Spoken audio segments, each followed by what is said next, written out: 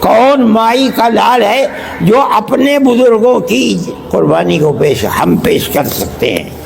اس لیے کہ ہمارا جہاد آزادی سن 1803 سے چلا ہے اور سن 1947 میں جا کر کے ختم ہوا ہے. ہم جانتے ہیں اس کو 150 سال تقریباً.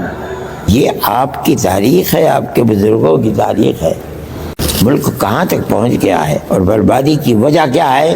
انہیں کیا معلوم ہے کہ مسلمان نے ملک کی آزادی کے لیے کیا قربانی دی ہے؟ یہ اپنے بڑوں کے نام پیش کر دیں کہ ہماری یہ قربانی ہے. مر جائیں گے پیش نہیں کر سکتے، اور اگر پیش کریں گے جھوٹ ہی پیش کریں گے.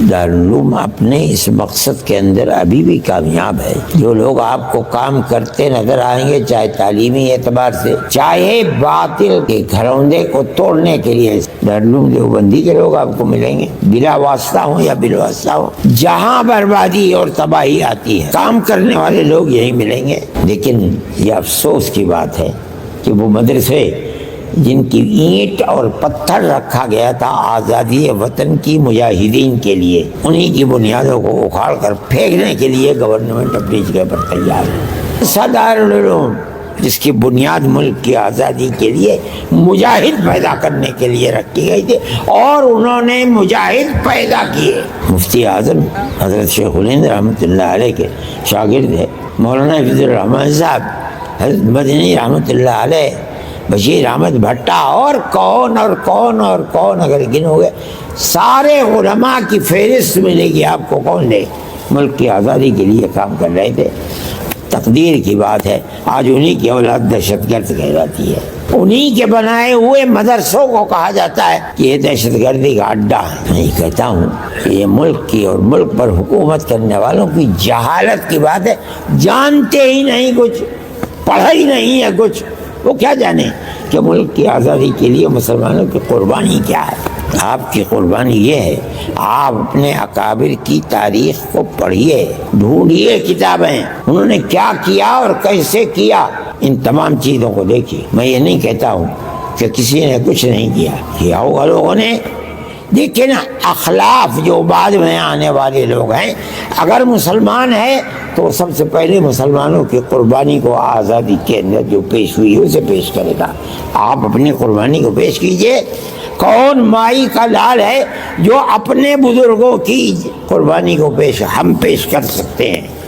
اس لیے کہ ہمارا جہاد آزادی سن 1803 سے چلا ہے اور سن 1947 میں جا کر کے ختم ہوا ہے. ہم جانتے ہیں اس کو 150 سال تقریباً. یہ آپ کی تاریخ ہے، آپ کے بزرگوں کی تاریخ ہے. آپ اس کو نہیں سمجھتے ہیں. میں کہتا ہوں سمجھنا چاہیے، پڑھنا چاہیے، تاکہ آپ کے دل کے اندر حوصلہ اور قدر پیدا ہوگی. آپ کے بزرگوں نے کیا کیا ہے ملک کے لیے، قربانی کیا دی ہے. لیکن میرے بھائی زمانہ بدل گیا. اب جو لوگ ہیں وہ ملک کو وہ پرانی تاریخ جو مسلمان کی تاریخ تھی، ہر تاریخ کو مٹا رہے ہیں. نصاب تعلیم کے اندر اپنی سچی جھوٹی تاریخ کو لوگوں گرا کر رکھ رہے ہیں، اور وہ سچی تاریخ جو مسلمانوں کی آزادی وطن کی تاریخ، اس تاریخ کو آگ لگا رہے ہیں. آپ حضرات کو پڑھنا چاہیے. اس طرح کی کتابوں کو تلاش کر کے ان کتابوں کو پڑھنا چاہیے. اپنے آباء و اجداد اور اساتذہ کے اساتذہ کی تاریخ کو پڑھنا چاہیے.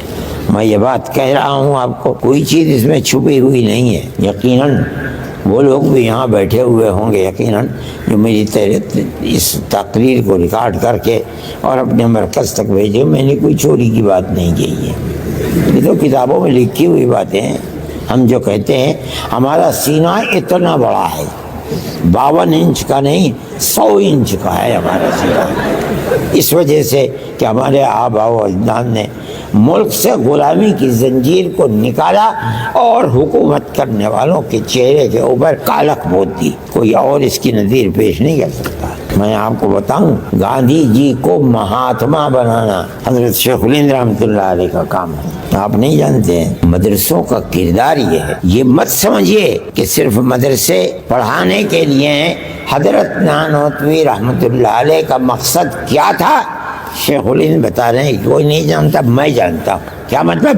علم ہے لیکن بنیادی طور پر مجاہدین جو 30-32 ہزار کی تعداد کے اندر صرف دلی میں، ورنہ سنبھل، مراد آباد، میرٹھ، یہ دیوبند سے 3-4 میل کے اوپر پلاس اور سانپلا ہے، آگ لگا کر ختم کر دیا گیا تھا، پوری آبادی ختم کر دی گئی. دیکھیے علماء کے ساتھ تھے. اس تاریخ کو کوئی جانتا ہی نہیں ہے، نہ آپ لوگ پڑھتے ہیں نہ آپ لوگ جانتے. لیکن جانیے ملک کے اندر ہمارا یہ کردار تھا، اور ملک کی آزادی کے بعد آپ دیکھیے ہمارا مقصد صرف ملک کو آزاد کرنا تھا، اس کے سوا کوئی اور مقصد نہیں تھا. یہی وجہ ہے جس دن اعلان ہوا کہ ملک آزاد ہوا، جمعیت علماء ہند اور اس کے کارندے جیسے سوتا ہوا آدمی کروٹ لے لیتا ہے، اسی وقت اعلان کر دیا کہ آج سے جمعیت علماء ہند خالص مذہبی جماعت ہوگی، ہمارا حکومت سے کوئی کردار نہیں، ہم آپ سے کوئی تنخواہ نہیں لیتے، ہم آپ سے پیسے کے طالب نہیں ہیں، کسی وزارت کے طالب نہیں، آپ جو جی چاہے کیجیے، لیکن ہم اپنے قوم کی خدمت کریں گے، اس کے دین کی سلامتی کے لیے کام کریں گے. دنیا کا کوئی قوم یا کوئی قوم اس کردار کو پیش نہیں کر سکتی ہے، ورنہ ہمارے یہاں کابل میں شریک ہو جاتے، بڑے بڑے وزیر اور منسٹر ہوا کرتے. کوئی فرد بشر ایسا نہیں ہے کہ جس نے اس کے بعد گورنمنٹ ہندوستان کی کانگریس سے ایک پیسہ بھی لیا ہو. میں اس کردار کو آپ کے سامنے یہ بتا رہا ہوں کہ حکومتیں اس کردار سے ناواقف ہیں. بات خراب ہو گئی، ملک آزاد ہو گیا. ملک کی آزادی کے بعد وہ طبقہ جس کو آزادی کے اندر کوئی قربانی دینے کی توفیق بھی نہیں ہوئی، وہ حکومتوں کے اندر آتے رہے یکے بعد دیگرے، اور انہوں نے مسلمانوں کی اس تاریخ کو موت کے گھاٹ اتار دیا. وہ جن کے آبا و اجداد ملک کی آزادی کے لیے پھانسی پر لٹک چکے، ان کی اولاد کو آج کہا جا رہا ہے کہ یہ دیش ویرودھی ہیں، ملک کے دشمن ہیں، یہ لوگ، ان کو جیلوں میں ڈال دیا جاتا ہے. ابھی آپ نے کل پرسوں اخبار میں دیکھا ہوگا کہ یہی بنیاد تھی، لیکن ثبوت نہیں پیش کر سکے. حالانکہ ثبوت ہونا چاہیے، ثبوت نہیں پیش کرے کبھی ہائی کورٹ ورنہ سپریم کورٹ نے آزاد کر دیتا ہے کہ کوئی ثبوت مہیا نہیں ہوا، چلے جائیے. یہ ملک کی فرقہ پرستی کی طاقت ہے، ملک کو چلانے والی یہ طاقت نہیں. یہ ملک تو برباد ہو رہا ہے. ہمیں افسوس ہوتا ہے کہ ہمارے باپ دادا نے جس ملک کے لیے انگریز کی 9 10 سال کی جیل کاٹی ہے، ان کی ان قربانیوں کے بعد ملک جا کہاں رہا ہے. اس وقت ڈالر کی قیمت کیا ہے آپ کو معلوم ہے؟ 92 روپے کا $1 ہے. میں نے وہ دن خود دیکھے ہیں، کیش کرائے ہیں. میں حضرت کے ساتھ گیا تھا سن 1955 میں حج کے لیے. مدینہ منورہ میں ہندوستان کا 100 روپیہ دے کر کے ہم خریدتے تھے ریال، 108 ریال. ہندوستان کے پیسے کی قیمت زیادہ تھی. آج کی صورت یہ ہے کہ 26-27 روپے کا یا 25 سے زائد کا 1 ریال ہے. کیا قیمت ہے؟ آپ کسی کو 100 روپیہ دیجئے کہ اس کے ریال دے دو، پھینک دیتا ہے، اٹھا کے لے جاؤ. مسلمانوں، اپنی تاریخ کو جانو، اپنی تاریخ کو سمجھو. مولانا ارشد مدنی سیدھے طور پر آپ سے کہیں نہ کہیں خطاب کر رہے تھے اور آپ کو یہ بتا رہے تھے کہ اپنی نسلوں کو یہ بتاؤ کہ تم نے کیا قربانیاں دی ہیں. مولانا ارشد مدنی کہتے ہیں کہ آج انہیں دہشت گرد اور انہیں پھنسانے کی سازشیں رچی جا رہی ہے جن کے باپ دادا نے اس ملک کی آزادی کے لیے لڑائی لڑی. وہ کہتے ہیں کہ کس طریقے سے دیوبند ایک ایسی سنستھا آج کے دور میں جس کو ایک ایسی نظر سے دیکھا جاتا ہے مانو وہاں سے کوئی آتنکوادی پیدا کیا جا رہا ہو، اس دیوبند نے اس دیش کے لیے کیا کچھ قربانیاں نہیں دی. اس دیش کی آزادی کے لیے، انگریزوں کے خلاف جنگ لڑنے کے لیے دیوبند سے فتوے نکلے. انہوں نے بتایا کہ کیسے ہم نے کہیں نہ کہیں جہاد آزادی کی، اور کیسے انہوں نے اس ملک کی آزادی کے لیے دیوبند کے علماؤں نے اور اس ملک کے الگ الگ علماؤں نے اس ملک کی آزادی کے لیے لڑائی لڑی. آپ کو بتاتے چلیں مولانا ارشد مدنی آج کے حالات پر بات رکھ رہے تھے اور صاف طور پر وہ یہ کہہ رہے تھے کہ ہم نے وہ کام کیا ہے، ہمارے باپ داداؤں نے وہ قربانیاں دی ہیں کہ ہم بتا سکتے ہیں، ہم گنا سکتے ہیں. اور لیکن ہم یہ چیلنج کرتے ہیں کہ اگر آپ نے यानी कि वो दूसरों से कह रहे हैं, उनसे कह रहे हैं जो मुसलमानों को टॉर्चर करते हैं, उनसे सवाल पूछते हैं, उनसे ये कहते हैं कि भाई तुमने किया क्या है। अब मौलाना अरशद मदनी कह रहे हैं कि हमारे बाप दादाओं ने तो कुर्बानियां दी, हम उसके बारे में तुम्हें तमाम सबूत देने के लिए तैयार हैं, तुम्हें बता रहे हैं, लेकिन तुम हमें बताओ कि तुमने क्या कुर्बानियां दी।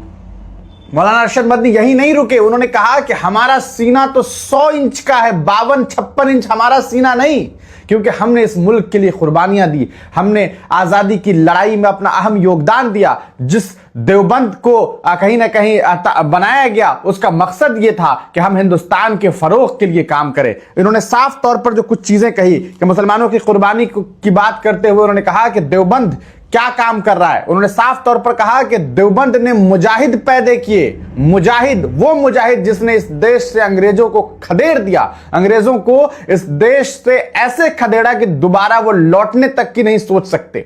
सीधे तौर पर उन्होंने कहा कि उलमाओं की फहरिस्त एक लंबी फहरिस्त है जिन्होंने इस मुल्क की कुर्बानी के लिए, इस मुल्क की इज्जत व आबरू के लिए लड़ाई लड़ी, और वह फहरिस्त इतनी लंबी है, लेकिन आज उन उलेमाओं को दहशतगर्द बताया जा रहा, उनके आल औलादों को दहशतगर्द बताया जा रहा, उन मदारिसों को कहीं ना कहीं टेररिज्म का अड्डा बताया जा रहा है, जिन मदारिसों ने उन जैसे उलेमाओं को पैदा किया जिन्होंने इस देश की आजादी के लिए, इस देश के फरोग के लिए, इस मुल्क की हिफाजत के लिए लड़ाई लड़ी, और अंग्रेज जैसे कहीं ना कहीं जो ताकतें थी जो इस मुल्क को गुलाम बनाना चाहती थी, इस मुल्क पर जो है जबरदस्ती अपनी हुकूमत करना चाहती थी, उसे यहां से खदेड़ने का काम किया। आप सोच करके देखिए, आज एक आलिम दीन इस उम्र में साफ तौर पर कह रहे हैं, उन्होंने अपने संगठन जमीयत उलमाए हिंद का जिक्र किया और कहा कि जमीयत जिस दिन बना उस दिन ही हमने कहा कि हमारा जमीयत जो है वो सीधे तौर पर एक रिलीजियस जो है संगठन है, इसका कोई पॉलिटिकल, हम इसको पॉलिटिसाइज नहीं करते, हम किसी राजनीतिक दल से चुनाव लड़ने के लिए नहीं है, हम आपको बताने के लिए हैं, आपको ये समझाने के लिए हैं, हम इस मुल्क के मुसलमानों की अमनो कहीं ना कहीं उनकी हिफाजत के लिए, उनकी जो परेशानियां हैं उसको हल करने के लिए हैं। और उन्होंने साफ तौर पर कहा कि हमारा मकसद इस मुल्क में शांति है, इस मुल्क में अमन व अमा है, लेकिन कुछ लोग हैं जो सिर्फ और सिर्फ इल्जाम लगाते हैं, आरोप लगाते हैं, लेकिन उन्हें हम आज जवाब देने के लिए बैठे हैं और हम चैलेंज करते हैं कि आप हमें बताइए कि आपने क्या कुर्बानियां दी है। यह बात कहीं ना कहीं सीधे तौर पर मौलाना अरशद मदनी कह रहे हैं। उन्होंने कहा कि अकाबीर की तारीख को पढ़िए तो आपको पता चलेगा कि सन 1803 से सन 1947 तक हमने जिहाद आज़ादी की और हमने इस मुल्क की आज़ादी के लिए जो जिहाद किया, आज तारीख गवाह है कि हमने हिंदुस्तान के जर्रे जर्रे में कहीं ना कहीं अपनी मोहब्बत को पेश किया और जहां तक हो सका हमने अंग्रेजों से लड़ाई लड़ी। आप थॉम्पसन के उस हिस्ट्री को पढ़िए, इतिहास को पढ़िए तो आपको और ज्यादा पता चलेगा। थॉम्पसन एक काफी चर्चित हिस्टोरियन है। वो लिखते हैं अपनी किताब में कि सन 1864 से लेकर के 1867 के बीच में, यानी कि इन 3 सालों में लगभग 14,000 उलेमाओं को जो है फांसी के फंदे पर लटका दिया गया।